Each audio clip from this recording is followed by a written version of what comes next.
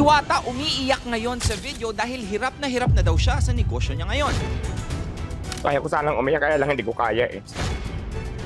Kala ng mga tao, ang dami kong pera, kumikita ako. Pero since na may natayo na Diwata Pares sa ibang lugar bukod dito, wala pa akong kinita. Pangalan ko lang po yung nandoon.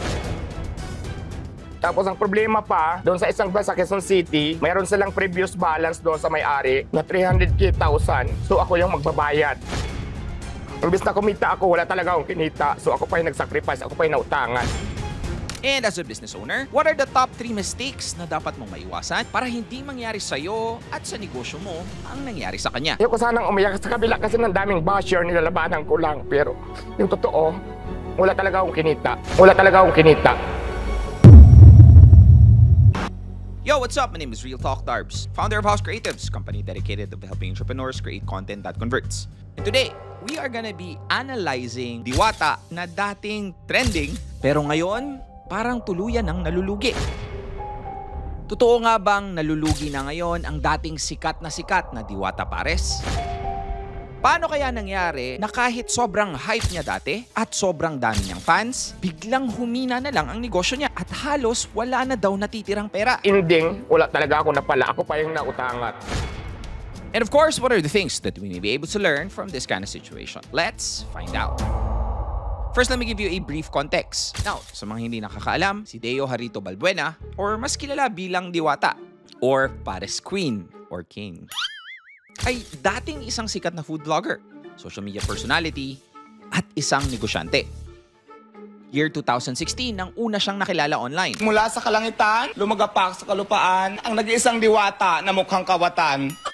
Pero mas mabilis siya nag-trending dahil sa kanyang pinakasikat na Diwata Pares Overload. Pares Overload na Diwata. Diwata Pares. Diwata Pares Overload. Diwata Overload Pares ni Diwata. Sa Diwata Pares. Now, going back to the issue, recently lang na-feature sa isang video si Diwata kung saan ni-reveal niya na buong araw daw siyang nabudol at niloko ng kanyang business partner. Biktima ako dito. Ng halagang Na 300,000. Ayon sa kanya, during the time na sobrang trending pa, ay may lumapit daw sa kanya at nagpakilala na isang company. Sino nag-trending, may lumapit sa akin. So, nagpakilala sila, isang company. Now, based sa kanyang contract, tutulungan daw siyang paramihin ng hanggang 50 branches ang Diwata Pares. So, perang katutulungan kanila para ma-expand pa yung Diwata Pares, dumami yung branches. Ang gagawin ko lang, pangalan ko lang. At bibigyan na lang daw siya ng 300,000 pesos franchising fee. Tapos tatanggap ako ng franchising fee, royalty fee. Wala akong gagawin. At ang sabi pa sa kanya, kailangan na lang daw niyang gawin ay pupunta na lang daw siya sa opening ng bawat branch. Dahil dito, pumayag naman agad si Diwata kahit na hindi niya pa totoong kilala mga kapartners niya. Sabi pa niya may mga branch daw na nagbukas tulad ng sa Caloocan, tapos mayroon pang Laguna at saka mayroon pang Pampanga. But here's the thing, na ni piso wala siyang natanggap sa mga franchisees. Kaya ko sanang umiyak, kaya lang hindi ko kaya eh. Sige. So ang dami ng akala ng mga tao, ang dami-dami kong parisan, ang dami kong pera, kumikita ako. Pero since na may natayo na Diwata Pares sa ibang lugar bukod dito, wala pa akong kinita. Pangalan ko lang po yung nandoon. And here's the worst part. Hindi na nga daw siya nakakatanggap ng kahit piso. Iniwanan pa daw siya ng utang. Mahigit na 1 year, wala akong natanggap. Ako pa yung nautangan. Tapos ang problema pa, doon sa isang sa Quezon City, mayroon silang previous balance doon sa may-ari na 300,000 plus. So ako yung magbabayad. Imbis na kumita ako, wala talaga akong kinita. So ako pa yung nagsacrifice, ako pa yung nautangan. So ayoko sanang umiyak sa kabila kasi ng daming basher, nilalabanan ko lang. Pero yung totoo, wala talaga akong kinita. Nang problema pa nga ako yan sa pangbayad, pero kaya ko naman yun. Kaya naman, ito ang naging payo ni Diwata sa mga kapwa niya negosyante. Pero habang nadadapa ka pag bumangon ka, lalo mo pang galingan. Bumabagsak ka, dapat marami kang natututunan pagbalik mo.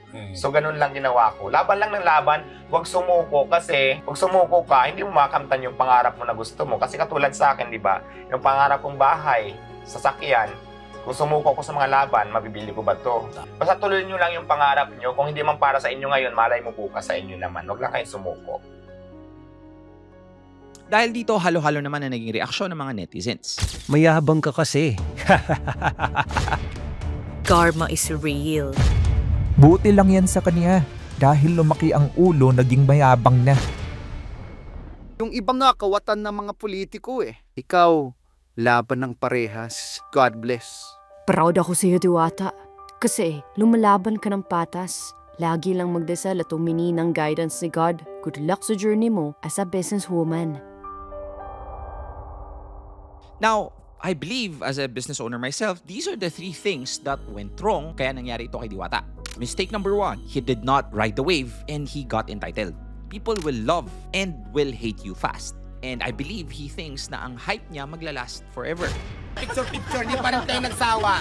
Kaya hindi siya nakapag-capitalize. He also did not prepare for the future. And possibly walang systems in place to protect the business kahit na mawala ang hype. Number 2, there was no diversification ng assets. I think nag-rely siya masyado on a few people and a single income stream. Kaya ang business niya naging fragile when problems came. And mistake number 3, poor people management. He has no real team. I think sinubukan niya mag-run ng solo.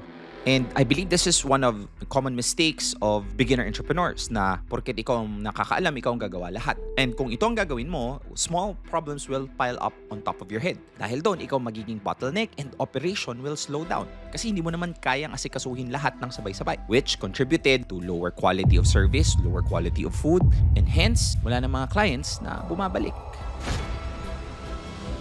So, what are the 3 things that we may be able to learn from this kind of situation? Number 1, popularity doesn't pay the bills, structure does. Fans, hype, that feels good. Pero kung wala kang solid systems in place, even viral attention won't keep you afloat. Ang experience ni Diwata shows us that entitlement and assuming that hype lasts is a fast track to failure. Build processes, build system, build accountability, and operational backbone first. So, totoo lang, fans may come and go. Pero ang business mo, dapat kayang mag-survive kahit walang hype or kahit wala ka. Number 2, your circle can silently sink your business. Listen carefully ha.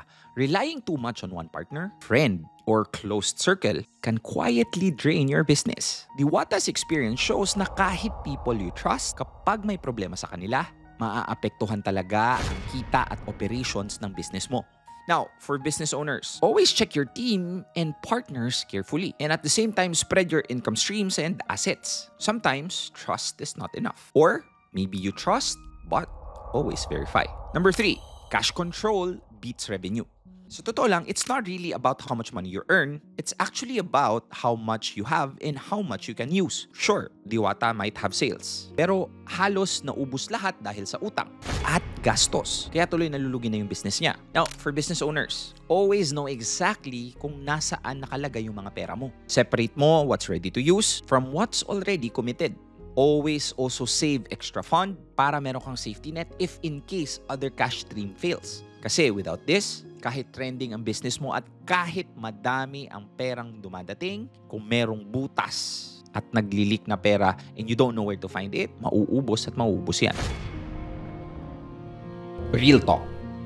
Minsan, sobrang dali i-judge ang isang tao, especially when they fall. But let us also not forget na lahat tayo pwedeng magkamali. Yes, Diwata right now might have failed hard at na-scam at talagang nadurog siya sa mga pagkakamali niya. But I don't know if Diwata is listening and if there's anyone that is going through the same position as he is, know that downfall is not the end, but it's a part of every entrepreneur story. And think about it. What if itong failures na ito is the very failures that he needs to wake up and rise stronger and wiser? So here's my challenge to you. If you were in his shoes, would you not want the same chance to prove that you can rise again? And madalas, your greatest fall is the start of your greatest rise.